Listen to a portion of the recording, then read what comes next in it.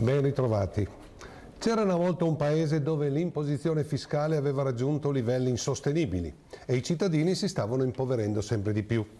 Diversi imprenditori spostavano la loro attività industriale nei paesi confinanti perché questi avevano una tassazione molto inferiore. Sempre in quel paese quasi il 90% delle imposte incassate dall'erario venivano pagate dai lavoratori dipendenti e dai pensionati. Gli autonomi, gli imprenditori, i professionisti, fiscalmente parlando, erano cittadini con le pezze sul sedere. Sempre in quel paese si era raggiunto l'apoteosi della sfrontatezza quando un vecchio Presidente del Consiglio aveva avuto l'ardire di portare al governo come ministro un suo sodale perché potesse usare la formula del legittimo impedimento nel processo in cui questo personaggio era imputato, col chiaro tentativo di bloccarne le udienze e non arrivare così a sentenza. Per la cronaca, i giudici non avevano accettato la richiesta del legittimo impedimento, per cui il processo proseguì regolamento e lo strano ministro, nel frattempo dimissionato a furor di popolo, venne poi condannato a 2 anni di carcere. Sempre in quello strano paese, alle elezioni politiche venivano presentate da parte di alcuni partiti dei candidati accusati o condannati per reati gravissimi.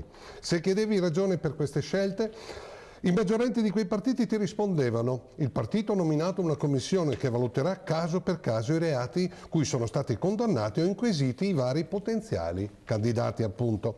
Per cui per questi politici le regole che si dava al partito valevano più delle sentenze dei tribunali, delle leggi dello Stato. Sempre in quello strano paese, dei politici condannati ed altri inquisiti si presentavano nei dibattiti pubblici con la sicurezza, con la boria di chi si sentiva immune, di chi si sentiva al di sopra delle leggi dei comuni mortali. Sempre in quello strano paese, quando dei politici di un partito in particolare venivano beccati con le mani sulla marmellata, immediatamente scattavano le accuse ai magistrati di complotti, di giustizia d'orologeria e altre amenità, supportati dai media al servizio permanente del capo assoluto di quel partito. Sempre in quello strano paese, qualche parlamentare ammetteva senza arrossire di vergogna che la sua rielezione in Parlamento gli serviva per avere l'immunità e non andare così in galera. Sempre in quel paese il senso della legalità era completamente scomparso. La corruzione, visto l'andazzo generale, dilagava a tutti i livelli della società. L'eterna lotta tra guardie e ladri era ormai vinta dai ladri. L'evasione fiscale aveva raggiunto vette inimmaginabili per uno Stato civile.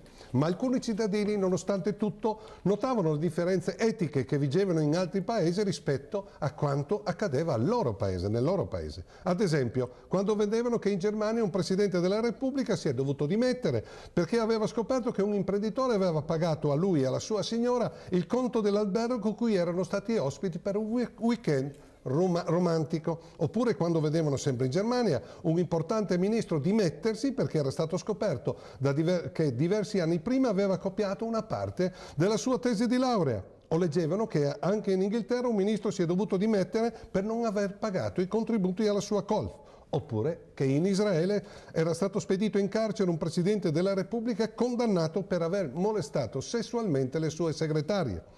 Ma una parte importante dei cittadini, sempre di quel incredibile paese, sembrava incredibile che ci fossero degli stati così giustizialiti. Infatti, sempre in quello strano paese, se qualche personaggio importante veniva beccato mentre rubava, malversava, corrompeva o compiva altri reati, scattava immediatamente da parte dei potenti a lui vicini la solita litania: noi siamo garantisti e, come dice la nostra Costituzione, fino a quando non è stata emessa una sentenza di condanna definitiva, tutti devono essere considerati innocenti.